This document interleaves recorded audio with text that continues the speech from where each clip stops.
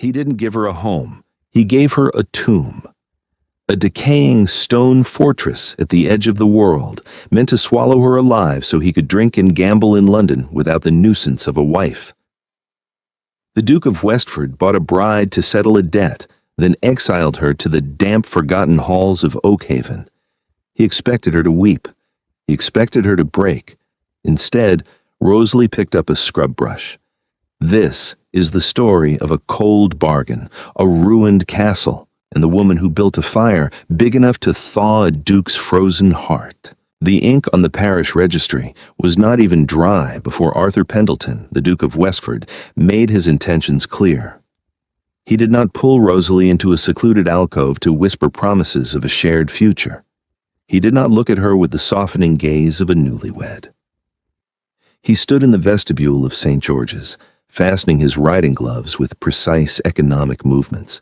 "My carriage will take you north," Arthur said. His voice was gravel and old smoke. He did not look up from his gloves. "The journey is roughly 5 days. Oakhaven is secluded. You will find it peaceful." Rosalie stood in her altered 5-year-old silk gown.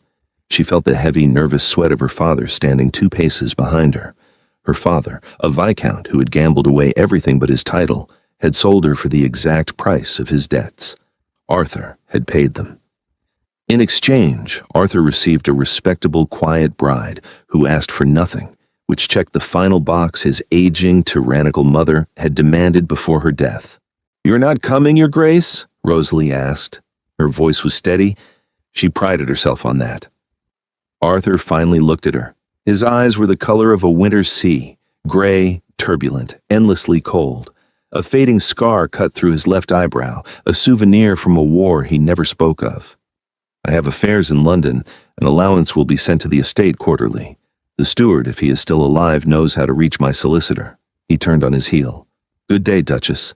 That was the entirety of their honeymoon. The carriage ride north was a steady descent into isolation. As London's smog gave way to the rolling green of the Midlands, and eventually to the jagged, unforgiving moors of Yorkshire, Rosalie felt the last remnants of her old life stripping away. She was 22. She was married. She was entirely alone. It rained on the 5th day. It was not a gentle, romantic drizzle, but a driving, bitter sheet of water that turned the carriage path into a river of dark mud. When the carriage finally lurched to a halt, Rosalie peered through the water-streaked glass. Oakhaven loomed against the bruised sky like a rotting tooth. It was a medieval fortress clumsily retrofitted a century ago and abandoned for the last 30 years. The iron gates were rusted into a permanent sneer. Ivy choked the stonework, creeping up the mullioned windows like thick green veins. Half the slate tiles on the roof were missing, leaving the timber skeleton exposed to the violent weather. The carriage driver handed her down, his eyes carefully averted. He deposited her 2 meager trunks on the wet stone steps, tipped his hat, and drove away. He couldn't leave fast enough. Rosalie stood in the rain. She grabbed the heavy iron ring of the door and pulled. It groaned, a deep, agonizing sound of rusted hinges, and gave way. The entry hall smelled of wet soot, rat droppings, and decades of stagnant air. Dust lay so thick on the checkerboard marble floor that it muffled her footsteps. Above her, a massive chandelier hung precariously from a rotting beam, shrouded in dense spider webs. "Hello!" she called out. The word echoed off the damp stone, mocking her. From the shadows, a woman emerged. She was small, bent like a shepherd's crook, carrying a flickering tallow candle. She squinted at Rosalie. "Who's there? We ain't got nothing to steal. Best be off." "I am Rosalie," she said. She squared her shoulders. "The Duchess of Westford. I am your new mistress." The old woman let out a dry, rattling wheeze that might have been a laugh. "Mistress of what? The damp? I'm Mrs. Gable. My husband Marcus is out back, trying to keep the barn from collapsing on the last mule. The Duke sent you here to die, then?" It was a blunt question, a brutal one. Rosalie looked around the cavernous, rotting hall. The chill was already seeping through the thin soles of her leather boots. Arthur had not sent her here to die. He simply did not care if she did. He had purchased a piece of furniture and stored it in the attic. He sent me here to live, Rosalie said, her jaw tight. Show me to a room with a working hearth, and bring a broom. The first night was a brutal lesson in endurance. Mrs. Gable led her to a bedchamber in the east wing. It was the only room where the roof hadn't entirely surrendered to the elements. Still, the air was freezing. The fireplace, choked with decades of bird nests and debris, smoked violently when Marcus Gable tried to light a meager fire, forcing Rosalie to extinguish it with a pitcher of stagnant water. She spent her wedding night wrapped in her damp traveling cloak, shivering beneath a velvet canopy that smelled strongly of mildew. She stared at the ceiling, listening to the wind scream through the gaps in the stone. The rats scratched furiously behind the wainscoting. She allowed herself exactly 1 minute to cry. A single, ragged sob tore from her throat. She pressed her knuckles hard against her teeth to stifle the next one.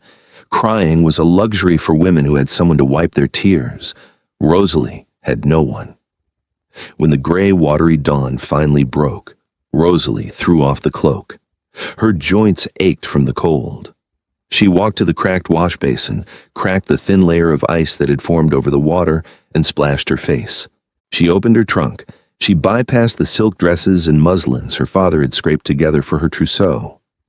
She pulled out a heavy woolen walking dress, simple and unadorned. She tied a linen apron around her waist. She pinned her hair up tightly, securing it with plain iron pins. She walked downstairs.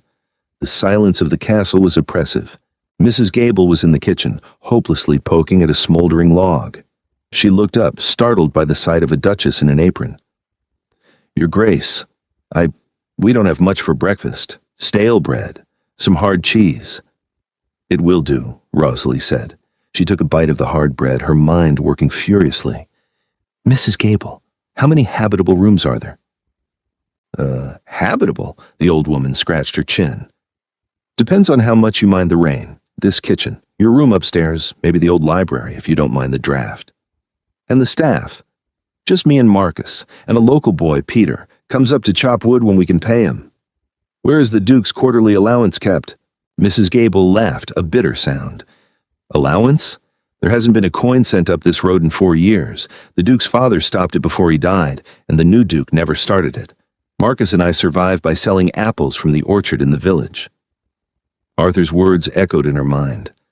An allowance will be sent. A lie.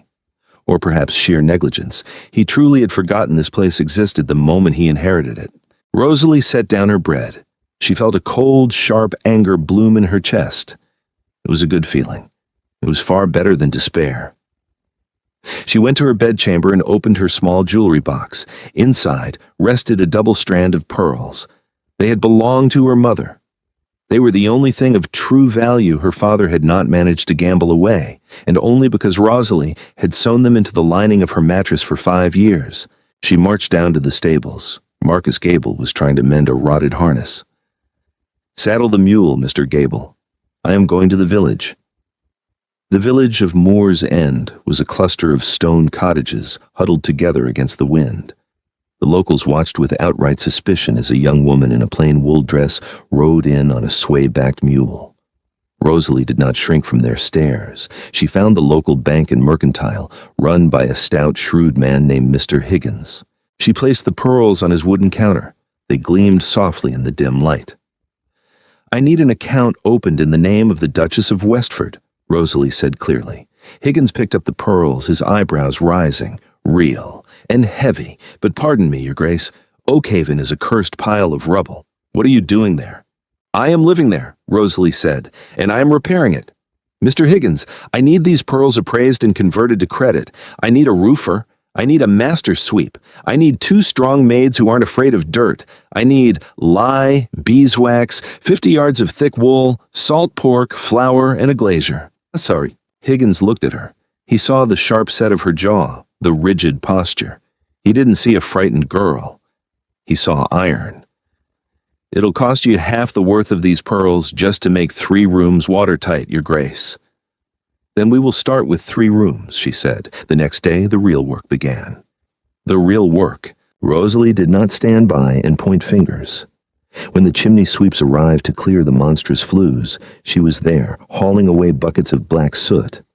When the local maids, Mary and Jane, arrived with scrubbing brushes, Rosalie knelt on the stone floors beside them. Her hands, once soft and pale, blistered and cracked. The lye soap stung furiously. At night, she rubbed her raw skin with mutton tallow, her muscles screaming in agony. They stripped the rotting velvet curtains from the windows, letting the pale northern light flood into the rooms for the first time in decades. They burned the mildewed carpets in a massive bonfire in the courtyard. The smell of decay was slowly replaced by the sharp, clean scent of lemon oil, beeswax, and wood smoke. She commandeered the kitchen first. It was the heart of the fortress. They scrubbed the massive stone hearth until the bricks showed red again. They polished the copper pots until they gleamed like new pennies. Rosalie, who had watched the cooks in her father's house but never touched a bowl, learned to knead dough. The first time the scent of fresh baking bread drifted through the stone corridors, old Mrs. Gable actually wept. By the end of the first month, Rosalie had calluses on her palms. She had a persistent smudge of soot on her cheek, and she had 3 rooms that were entirely beautifully warm. She sat in the library one evening.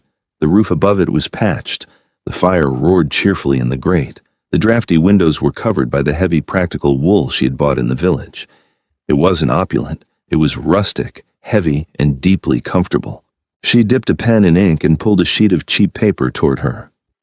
"Your Grace," she wrote, "the quarterly allowance has not arrived. I assume an oversight on the part of your solicitor. I have liquidated a personal asset to cover the immediate preservation of the estate. The roof over the east wing is repaired. The kitchen flues are clear. Please arrange for 20 pounds of linseed oil, a crate of nails, and 50 pounds of coal to be sent via the next freight coach. Yours, Rosalie." She sealed it with plain wax.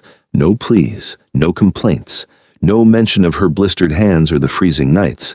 Just facts.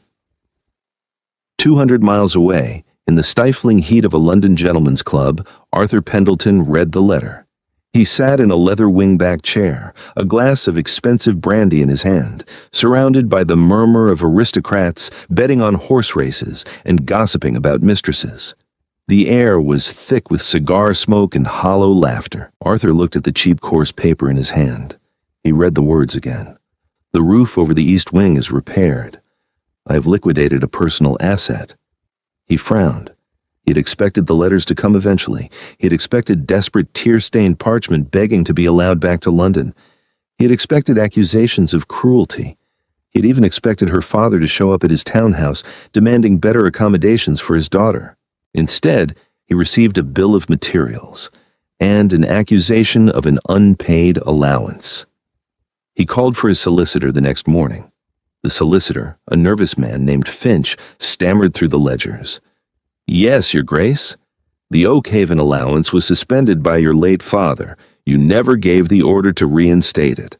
Arthur felt a strange, uncomfortable prickle in his chest. Guilt? No. Arthur didn't do guilt. But he felt a sense of dishonor. He had sent a young woman to an isolated ruin and accidentally starved her of funds. And yet, she hadn't died. She had sold her own property to fix his roof. "Reinstate it," Arthur snapped. "Send the back pay with interest, and send whatever she asked for, linseed oil and nails." Autumn bled into winter. At Oakhaven, the transformation was accelerating. The infusion of Arthur's back-paid allowance changed everything. Rosalie did not spend a single coin on silk or frivolities. She hired local carpenters to reinforce the collapsing eastern stables. She bought massive quantities of firewood. She commissioned the village weaver to make heavy, vibrant rugs to cover the cold stone floors. A rhythm settled over the castle. The deep, heavy silence of the ruin was replaced by the sounds of life. The clatter of pots in the kitchen, the rhythmic thud of an axe chopping wood in the courtyard, the bleating of 3 sheep Rosalie had purchased to keep the grass in the bailey short. Rosalie found she liked the routine. She liked waking up before the sun, breathing in the crisp, freezing air, and going down to the warm kitchen. She liked the way Mary and Jane looked to her for direction, not because she was a duchess, but because she worked harder than anyone else. She was no longer the frightened girl in the altered dress. She moved with a sharp, undeniable authority. Her face had lost its aristocratic pallor, kissed by the wind and the sun into a healthy, vibrant flush. She wrote to Arthur once a month. The letters remained strictly operational. Your Grace, the orchard has been pruned. The apple yield paid for a new iron stove for the servants' quarters. The western boundary wall collapsed in the last storm. I have hired masons to rebuild it. In London, Arthur found himself waiting for the letters. It was an absurd habit. He kept them in a locked drawer in his desk. Whenever he returned from a mindless ball, sickened by the sycophants who fawned over his title, or from a night at the tables where he won and lost fortunes without feeling a thing, he would read her dry, practical reports. The eastern stables will no longer collapse. The north chimney is cleared. He tried to picture her. He realized with a jolt that he barely remembered her face. He remembered she was small. He remembered she wore an ugly dress. He remembered she had not cried at the altar. He tried to picture her managing a team of rough Yorkshire masons. He couldn't. It baffled him. By December, London was swallowed by a bitter, biting frost. The Thames began to freeze.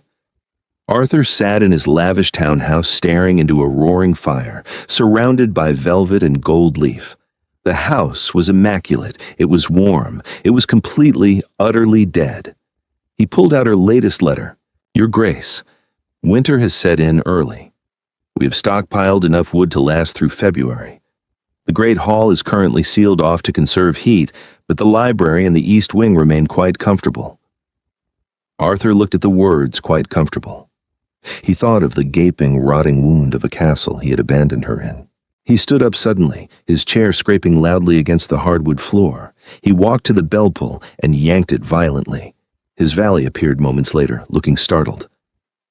Pack my trunks, Arthur ordered, his voice tight. Your Grace, are we moving to the country estate in Sussex?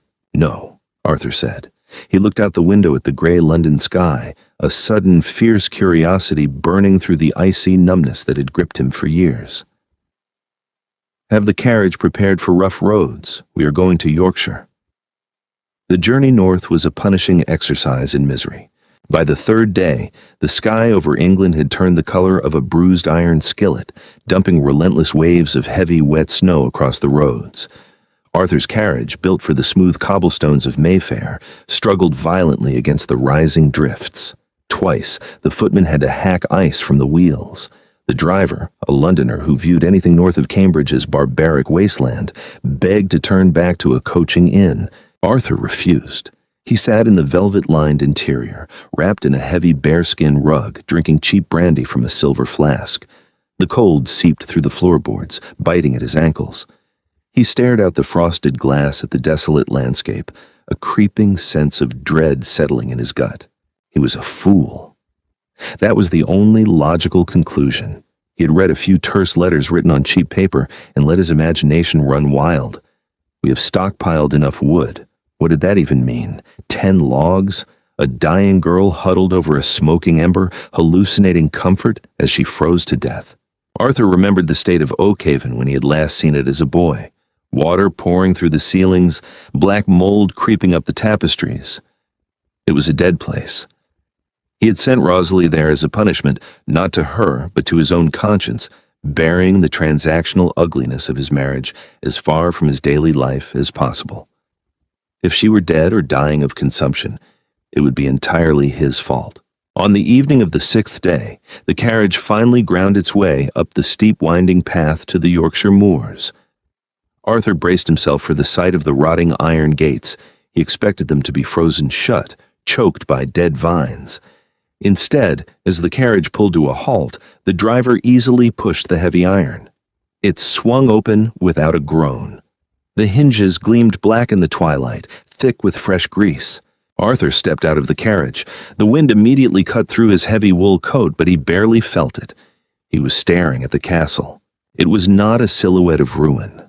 Smoke, thick, white, and steady, poured from 4 different chimneys, whipping into the dark sky. The snow in the courtyard wasn't a treacherous drift. It had been meticulously shoveled into neat mounds, creating a clear stone path to the heavy oak double doors. Against the western wall, cord upon cord of split firewood was stacked with mathematical precision under a freshly built timber lean-to. It didn't look like a tomb. It looked like a fortress, bracing comfortably for a siege. He walked up the stone steps. He reached for the heavy iron ring, fully expecting to have to throw his shoulder against the rotting wood as he had done in his youth. The door gave way smoothly, swinging inward with a soft click of a well-oiled latch. Arthur stepped across the threshold. The entry hall, the massive cavern he remembered as a damp, echoing crypt, hit him with a wall of solid, fragrant heat. The smell of decades of rat droppings and stagnant water was gone. In its place was the scent of beeswax, wood smoke, and something rich and savory roasting on a spit. The marble checkerboard floor was completely free of debris, the dark squares gleaming darkly in the firelight. The chandelier, once a rusted death trap, had been lowered, cleaned, and refitted with thick, slow-burning tallow candles. A massive fire roared in the great hearth, devouring a log the size of a man's torso. "Wipe your boots, please. Mary just swept the stone." Arthur froze. He turned toward the sound of the voice. She was standing at the base of the grand staircase. For a second, his mind struggled to reconcile the woman in front of him with the pale, silent girl he had abandoned at the altar. Rosalie wore a dark blue woolen gown. There were no bustles, no lace, no velvet ribbons. It was the dress of a woman who worked. A thick white apron was tied tightly around her waist, a smudge of white flour dusting her left hip. Her dark hair, which he vaguely remembered being styled in intricate, rigid curls on their wedding day, was now pulled back in a severe, practical braid, though several loose strands had escaped to frame a face that was vividly, undeniably alive. Her cheeks were flushed from the heat of the house. Her eyes, dark and sharp, met his without a flinch. She held a clipboard and a stub of a pencil. She did not curtsy. She did not gasp. "Arthur," she said. She tested his name on her tongue as if it were a foreign word she hadn't spoken in a decade. "You did not write to say you were coming." "I am the Duke of Westford," Arthur said, the defensive arrogance kicking in automatically. "I do not need to announce my arrival at my own property." Rosalie looked at him. She looked at his expensive, snow-dampened coat, his polished boots dripping muddy water onto her clean floor, and the exhaustion lining his face. She didn't look intimidated. She looked mildly inconvenienced. "Of course not," she said evenly. She turned her head. "Marcus, the Duke's carriage is outside. Have the driver pull it around to the east stables, the east ones. The roof on the west is still waiting on slate. Tell Mary to prepare the blue room. Light the fire immediately." A grizzled older man scurried out from a side corridor, staring at Arthur with wide, terrified eyes, before ducking his head and rushing out the front door. "You employ Marcus Gable to handle my prime carriage horses?" Arthur asked, stepping further into the warmth. "I employ Marcus Gable to keep this estate breathing," Rosalie replied, tapping her pencil against the wood of her clipboard. "He knows how to handle a horse. Take your coat off, Your Grace. You are dripping on the rugs. The local weaver spent a month on those." Arthur unbuttoned his coat slowly, feeling entirely unmoored. He had expected weeping. He had expected fury. He had prepared a dozen cold, aristocratic dismissals to shield himself from her righteous anger. Instead, he felt like a trespasser. He felt like a man who had walked into a stranger's home and muddied their floors. Rosalie took his heavy coat, her movements brisk and efficient, and hung it on a wooden peg near the fire. "Have you eaten?" she asked, not looking at him. "No." "Then you will eat in the kitchen," she said. "The dining hall is sealed for the winter. It takes a forest of wood to heat it, and I refuse to burn our reserves so you can sit at a 50-foot table by yourself. Follow me." She turned and walked down the hall. Arthur, the Duke of Westford, a man who commanded drawing rooms and terrified politicians, stood in silence for a moment. Then he followed his wife. The kitchen was a revelation. It was easily the warmest room in the castle, heated by a monstrous stone hearth and a newly installed black iron stove. Bundles of dried herbs, rosemary, thyme, sage, hung from the massive oak rafters, perfuming the air. Copper pots, hammered and gleaming, hung in perfect descending order on the stone walls. At a heavy wooden table in the center of the room sat Mrs. Gable, snapping green beans into a ceramic bowl. When she saw Arthur duck his head to enter the room, she dropped a handful of beans on the floor, her face draining of color. She scrambled up, her chair scraping violently against the flagstones, and executed a trembling, clumsy curtsy. "Your Grace," she stammered. Arthur looked at the old woman. He recognized the terror. It was the same terror his father had instilled in the servants, the fear of an unpredictable, wrathful lord who could ruin their lives with a stray word. Before he could speak, Rosalie stepped between them. It was a subtle movement, but deeply deliberate. She placed her body as a physical barrier between the Duke and the housekeeper. "Mrs. Gable, that will be all for tonight. Go check on Jane. I'll plate the stew," Rosalie said, her voice dropping into a gentle, reassuring register that Arthur had never heard before. The old woman nodded frantically and vanished through the scullery door, practically running. Arthur frowned. "Does she think I'm going to strike her?" "She thinks you're going to throw her out into the snow," Rosalie said, walking to the iron stove. She picked up a thick cloth to grasp the handle of a heavy cast-iron pot. "Your father sacked half the staff in the middle of a blizzard 20 years ago because his soup was cold. People around here have long memories." Arthur flinched. He hated the comparison. He hated that it was true. "I am not my father." "You are a ghost," Rosalie said flatly. She ladled a thick, rich beef and root vegetable stew into a deep ceramic bowl. "You left them to rot. To them, your return means the end of the peace they have scraped together." She set the bowl down on the scrubbed wooden table. Beside it, she placed a thick slice of crusty bread and a plain iron spoon. She pointed to a sturdy wooden chair. "Sit." Arthur sat. He looked at the food. It was peasant fare. In London, his meals were delicate, architectural creations of French sauces and imported game, served on silver platters by men in livery. He picked up the spoon. He tasted the stew.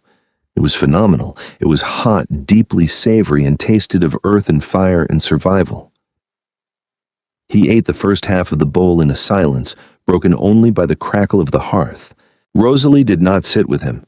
She stood on the opposite side of the table, wiping down a wooden cutting board with a damp cloth. She moved with a steady, relentless energy. Arthur watched her hands. During their brief wedding ceremony, he had noticed her hands. They had been soft, pale, aristocratic things, trembling slightly as he shoved the heavy gold band onto her finger. The hands gripping the cleaning cloth were unrecognizable. The knuckles were thick. Across the back of her left hand, a vicious, shiny burn scar tracked up toward her wrist. Her palms, when she turned them over to wring out the cloth, were yellowed with thick calluses. Her fingernails were cut brutally short. He felt a sudden, sharp tightening in his chest, a physical ache. "What happened to your hand?" he asked. The roughness of his own voice surprised him. Rosalie paused. She looked down at the burn scar as if she had forgotten it was there. "The flue in the library. When we first cleared it, a burning rook's nest fell back down the chimney. It caught the edge of a rug. I had to drag the rug out into the snow before it took the floorboards." She said it casually, as if dragging burning rugs was simply part of the curriculum for a duke's daughter. "You should not be doing manual labor," Arthur said, his aristocratic conditioning flaring up. "You are the Duchess of Westford. You have staff for that." Rosalie threw the cloth down on the table. The sound cracked like a whip in the quiet kitchen. She leaned forward, placing both of those ruined, calloused hands flat on the wood. She looked him dead in the eyes, and for the first time, Arthur saw the sheer, unadulterated steel beneath her practical exterior. "I had 2 elderly, starving servants when you dumped me here, Arthur," she said, her voice dangerously low. "I had a roof that let the rain pour onto my bed. I had an empty larder and 0 credit in the village. Do not sit in a chair that I bought, eating food that I paid for by selling my dead mother's pearls, and lecture me on what a duchess should do." Arthur stopped chewing. He stared at her. "I worked," she continued, her eyes blazing, "because the alternative was freezing to death in a silk dress while waiting for a husband who was never going to come. I chose to live. If that offends your sensibilities, you may return to London." The silence in the kitchen stretched, heavy and taut. Arthur looked at the fire in her eyes. He had spent his entire adult life surrounded by women who manipulated with tears, with coy smiles, with calculated whispers behind fans. Rosalie was doing none of that. She was a raw, exposed nerve. She was furious, she was proud, and she was entirely in the right. He slowly lowered his spoon. He didn't shout. He didn't pull rank. He leaned back in the chair and looked around the kitchen. The warmth, the smell of the herbs, the absolute undeniable proof of her labor. "I am not returning to London," Arthur said quietly. Rosalie narrowed her eyes, deeply suspicious of his calm. "Why are you here, Your Grace?" Arthur looked down at his own hands, smooth, clean, entirely useless. "I received your letters," he said. He met her gaze again, stripping away the boredom he usually wore like armor. "I read about the roofs, the wood, the stone. I sat in a house in Mayfair that's worth 20 times what this ruin is, and I realized..." He paused, the admission tasting like ash in his mouth. "I realized that you had built a home," Arthur said softly, "and I have never had one." Rosalie stared at him.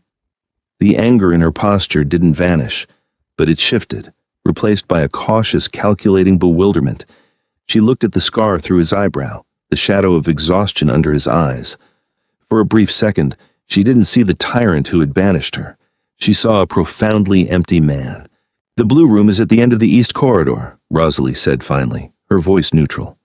She picked up her cloth. "The bed is aired. Breakfast is at dawn. We do not sleep late at Oakhaven. There's too much work to do." She turned her back to him and went to scrub the iron sink. Arthur sat at the table. He finished his stew. For the first time in his life, he felt a spark of genuine terror, not of violence or debt or societal ruin. He was terrified because he realized he was standing in the domain of a queen, and he had no idea how to earn his place in it. Arthur awoke to a sound he had not heard since his days in the cavalry. Absolute, bone-rattling silence. In London, the mornings were an orchestra of street vendors, carriage wheels, and the soft, urgent whispers of servants navigating the hallways. Here, there was only the wind scraping against the thick glass of the mullioned windows. He lay under a mountain of wool blankets. The air in the room was brutally cold, though the ashes in the grate still radiated a faint, stubborn heat. He waited for his valet. He lay there for 10 minutes, watching his breath plume white in the air, expecting a man with a silver tray of hot tea and an ironed shirt. Then he remembered where he was. He was at Oakhaven. Valets did not exist here.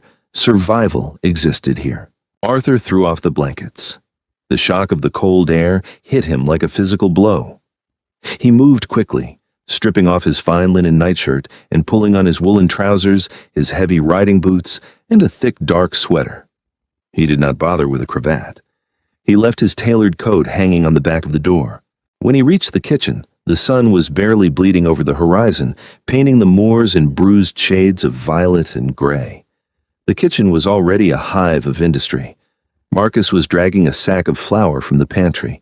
Jane, the younger maid, was violently scrubbing a cast-iron skillet. Rosalie stood by the large wooden table, a mug of steaming tea in one hand, dictating a list to Peter, a gangly local boy who looked terrified to be in the same room as a duke. "Tell Higgins we need the hinges by Thursday," Rosalie was saying, her voice brisk. "If he says the ironmonger in York is delayed, tell him I will ride down and speak to the man myself. Go." Peter bolted. He nearly collided with Arthur in the doorway, stammered a frantic apology, and vanished into the cold morning. Rosalie turned. She looked at Arthur, taking in his lack of cravat, his unkempt hair, and the dark sweater. She didn't comment on it. She simply nudged a tin mug across the table and pointed to a blackened kettle resting on the stove. "Pour it yourself," she said. "There is porridge in the pot." Arthur walked to the stove. He poured the tea. It was black, harsh, and tasted faintly of smoke. It was exactly what he needed. He ate a bowl of thick, unseasoned oats standing up, watching his wife. "What is the schedule for today?" Arthur asked. Rosalie stopped wiping down her clipboard. She looked at him, her dark eyes narrowing with pure suspicion. "The schedule? The tasks, the work. What is being done today?" "Graham and his sons are coming up from the village to repair the southern courtyard wall. It collapsed in October. Marcus is cleaning out the stables. I have to inventory the root cellar to ensure the rot hasn't spread to the potatoes." "Why?" "I want to help," Arthur said. The silence that followed was heavy. Marcus stopped dragging the flour sack. Jane paused her scrubbing. Rosalie looked at him as if he had just announced his intention to sprout wings and fly out the window. "You want to help?" she repeated slowly. "I have 2 hands. I am in reasonably good health. I can be of use." Rosalie let out a short, harsh laugh. It wasn't a cruel sound, but it was entirely devoid of amusement. "Your Grace, you are a duke. The men coming from the village remember your father whipping a tenant farmer for failing to yield his cart on the road. If you go out into that courtyard, Graham and his boys will drop their trowels, stare at their feet, and accomplish absolutely nothing out of sheer terror. Stay in the library, read a book." It was a dismissal, cold, rational, and completely humiliating. Arthur set his empty bowl down. "I am not asking your permission, Rosalie. It is my wall. I will help rebuild it." He walked out the back door into the biting frost before she could argue. The courtyard was a mess of shattered stone and frozen mud. 3 men were standing by a pile of rough-hewn rocks, mixing mortar in a large wooden trough. When Arthur approached, the conversation died instantly. The oldest man, Graham, a broad-shouldered mason with hands like hams, pulled off his cap. "Your Grace," Graham muttered, his eyes glued to the dirt. "Graham," Arthur said. He didn't use the aristocratic drawl he employed in Parliament. He used the voice of an officer addressing his sergeants, clear, level, expectant. "Where do you need me?" Graham blinked, looking up in sheer confusion. "Pardon, Your Grace?" "The wall. It needs stones. Which ones need moving?" Graham looked past Arthur, silently praying for Rosalie to appear and collect her mad husband. When she didn't, he pointed a thick, calloused finger toward a pile of heavy, jagged limestone blocks. We need the large ones moved to the base trench, sir." Arthur walked to the pile. He picked up a stone. It was shockingly heavy, its sharp edges biting instantly into his bare hands. He carried it to the trench and dropped it. He walked back. He picked up another. For the first hour, the masons worked in terrified, agonizing silence. They flinched every time Arthur grunted with effort. They expected him to quit. They expected him to throw a tantrum, blame them for the cold, and storm back inside. He didn't. By the second hour, the freezing wind had numbed Arthur's face. His muscles, unaccustomed to brutal, repetitive labor, began to scream. The rough limestone tore the skin on his palms, leaving streaks of red on the gray rock. He ignored it. He focused entirely on the rhythm: bend, lift, walk, drop. It was mindless, it was punishing, and it was exactly what he needed. For years, Arthur's mind had been a labyrinth of political debts, societal boredom, and self-loathing. Here, there was only the stone, the mortar, and the biting wind. Around noon, Graham paused. He watched Arthur drag a particularly massive block of stone across the freezing mud, his breath coming in ragged white plumes. Arthur's expensive boots were ruined. His sweater was caked in dirt. His hands were bleeding. Graham picked up a tin canteen of water. He walked over and held it out. Arthur stopped. He looked at the canteen, then at the mason. He took it, drank deeply, and handed it back. "Heavy stone, that one," Graham said quietly. "It's a bastard," Arthur agreed, wiping his mouth with the back of his dirty sleeve. Graham let out a short, rough chuckle. "Aye, that it is. Best use the crowbar for the next one, Your Grace. Save your back." Arthur nodded. "Thank you, Graham." From the window of the second-floor gallery, Rosalie stood perfectly still, watching the exchange. She had come up fully expecting to see Arthur shouting at the men, or perhaps retreating to the warmth of the fire. She watched her husband, the Duke of Westford, pick up an iron crowbar and wedge it under a rock, working shoulder to shoulder with a local mason. She looked at his bleeding hands. She frowned, her jaw tight, and turned away. The pain hit Arthur that night with the force of a carriage crash. He sat in a wooden chair in his bedchamber, staring at his hands in the flickering candlelight. The blisters had popped and filled with dirt. His lower back felt as though someone had taken an iron rod to it. He tried to unbutton his dirty shirt and his fingers cramped violently, refusing to obey. A soft knock broke the silence. The door pushed open before he could answer. Rosalie walked in. She carried a ceramic basin of steaming water, a clean linen towel, and a small jar of yellowish ointment. She wore her heavy woolen robe, her hair falling in a thick dark braid over her shoulder. She took one look at him, struggling with his buttons, and sighed. It wasn't an irritated sigh. It was practical. She set the basin on the small table next to him. Without a word, she batted his trembling hands away and unfastened the top 3 buttons of his shirt so he could breathe. "Put your hands in the water," she ordered. Arthur was too exhausted to argue. He submerged his hands in the basin.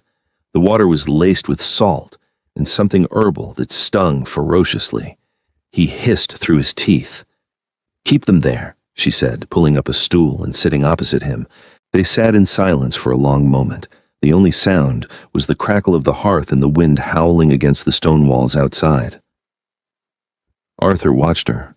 The harsh, defensive armor she wore during the day seemed slightly softer in the dim light. She looked tired. Her own hands rested in her lap, and he could see the scars and calluses that matched the ones he was currently forming. "Graham told me you moved 50 stones today," Rosalie said quietly, staring into the fire. "It felt like 500. He also said you didn't complain once." She finally looked at him. Her dark eyes were searching, trying to decipher a puzzle. "Why are you doing this, Arthur?" "Truly, you're a wealthy man. If you suddenly felt a pang of guilt over the state of this house, you could have sent a dozen foremen and an army of laborers from London. You didn't need to ruin your hands." Arthur looked down at the steaming water. "If I sent laborers, they would be working for a ghost. You said it yourself. And what are you?" "I'm trying to be a man," Rosalie scoffed softly. "You are a duke." "I'm beginning to realize," Arthur said, his voice thick with a raw, unfamiliar honesty, "that a title is just a coat. It covers the skin, but it doesn't change the bones beneath. My bones have been rotting for a long time, Rosalie." She didn't interrupt him. She simply listened, her expression unreadable. "When I married you," Arthur continued, forcing himself to meet her gaze, "I thought I was making a simple transaction, a debt paid, a duty fulfilled. I sent you here because I couldn't bear to look at the reality of what I had done. I bought a human being to satisfy my mother's dying wish, and then I buried that human being alive." Rosalie's jaw tightened. "Yes, you did." "I was a coward," Arthur said. The admission hung in the air, heavy and definitive. "I spent my days surrounded by sycophants who praised me because they feared my money. I drank, I gambled, I existed. And then, your letters started coming."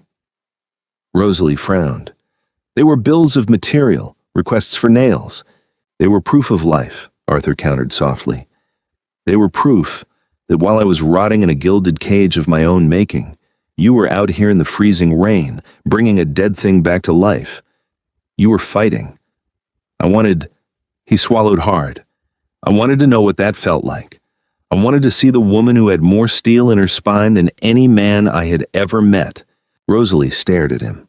The protective ice she had built around herself, the ice forged in cold nights and bitter loneliness, cracked just a fraction. She didn't offer him a sweet smile. She didn't offer him absolution. She reached into the basin, took his right hand, and pulled it out of the water. She dried it with the rough linen towel. Her touch was not gentle, but it was incredibly precise. She opened the jar of ointment. It smelled of beeswax, pine resin, and raw mutton fat. She scooped a generous amount onto her fingers and began to work it into the torn skin of his palms. The pain was sharp, but the heat of her hands was grounding. "This will prevent infection," Rosalie said, her voice strictly clinical, though she didn't look up from his hand. "Tomorrow you will wear thick leather gloves. If you ruin your hands completely, you are useless to me, and I have no time to nurse a crippled duke." Arthur felt a tight, unexpected smile pull at the corner of his mouth. "Yes, Duchess." She moved to his left hand. Her thumb traced the edge of a particularly deep scrape near his wrist. She paused. "You do not get to come here and fix everything with a few days of hard labor, Arthur," she said, her voice dropping to a whisper. "You do not get to lift some stones and erase the 5 years I spent shivering in the dark." "I know," he said. "I'm not asking for a clean slate. I'm asking for a shovel." Rosalie finally looked up. Her dark eyes locked onto his gray ones. The silence between them was no longer the empty void of a broken marriage. It was the charged, heavy quiet of 2 people standing on opposite sides of a bridge, waiting to see who would take the first step. She finished rubbing the ointment into his hand. She stood up, wiped her own hands on her apron, and picked up the basin. Breakfast is at dawn, Rosalie said, walking toward the door. She paused with her hand on the iron latch. She didn't look back. Graham wants to start the mortar before the sun thaws the ground. Do not be late. The door clicked shut. Arthur sat in the chair, his hands aching, his back throbbing, smelling strongly of pine resin and mutton fat. He looked at the closed door. For the first time in 5 years, he felt entirely, undeniably awake. January arrived not with a whisper, but with a roar. The weeks leading up to the deep freeze fundamentally altered the rhythm of Oakhaven. Arthur did not return to London. He did not ask for his velvet coats or his brandy. He worked. His physical transformation was slow, but absolute. The tailored shirts tore and were replaced by coarse, durable wool purchased from Higgins in the village. His smooth, aristocratic hands grew thick with calluses. The persistent, hollow exhaustion that had plagued him in Mayfair evaporated, replaced by the heavy, satisfying ache of a body used to its limits. He learned to mix mortar. He learned to split ash logs cleanly with a single strike of an iron wedge. He learned the names of Graham's children and the exact temper of Marcus's mule. And he learned Rosalie. He learned that she took her tea black, only after the rest of the household had eaten. He learned that she tapped her pencil against her thumb when she was worried about the price of coal. He learned that she commanded the household not through fear, but through absolute, unyielding competence. They did not speak of love. They did not share lingering, passionate glances across the courtyard. They shared ledgers. They sat on opposite ends of the heavy library table late into the night, the fire crackling between them, calculating the grain yield and the cost of replacing the lead flashing on the roof. It was a courtship of numbers, wood, and survival. Then, the storm hit. It was a Tuesday when the sky turned a sickly, bruised yellow. By dusk, the wind was screaming across the moors, carrying sheets of ice that rattled against the thick window panes like grape shot. The temperature plummeted so fast the stone walls of the castle groaned under the contracting cold. At midnight, Arthur was jolted awake by a tremendous splintering crack. He threw off his blankets, grabbed his boots and a heavy coat, and bolted down the dark corridor. He met Rosalie at the top of the grand staircase. She was carrying a lantern, her hair loose and whipping around her face from the drafts tearing through the hall. "The western barn," she said. Her voice was tight with real panic. "The roof hasn't been reinforced yet. The sheep are in there. So is Marcus's mule." Arthur didn't hesitate. "Stay here."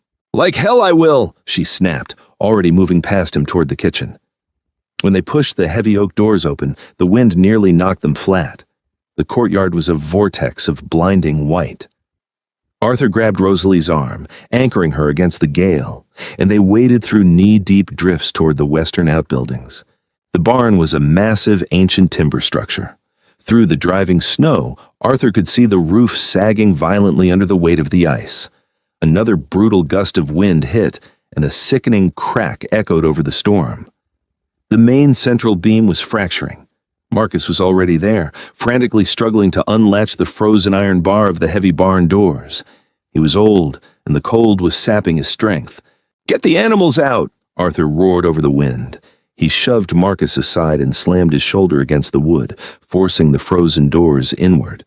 The inside of the barn was absolute chaos. The sheep were bleating in terror, huddled against the far wall. The mule was kicking violently at its stall. Above them, the massive oak beam groaned. Dust and splinters rained down. "The beam is going," Marcus shouted, his voice cracking. "We can't get him out in time." Arthur looked up. The fracture in the wood was widening. If the roof fell, it would crush the animals. And to Rosalie, those animals weren't just livestock. They were the wool that paid for the plaster. They were the food that would keep the servants alive through March. They were the life she had built. Arthur ran toward the center of the barn. "Arthur, no!" Rosalie screamed from the doorway. He ignored her. He grabbed a massive 8-foot length of heavy timber they had been using to brace the stone walls, a beam meant to be lifted by 2 men. Adrenaline and raw, desperate necessity surged through his blood. He hoisted the timber upright, staggering under the crushing weight, and wedged it directly under the fracturing center beam. He wrapped his arms around the rough wood and planted his boots deep into the dirt floor. "Get them out," Arthur bellowed, his muscles screaming as the roof shifted, and the entire weight of the snow-laden structure settled onto the single timber he was holding.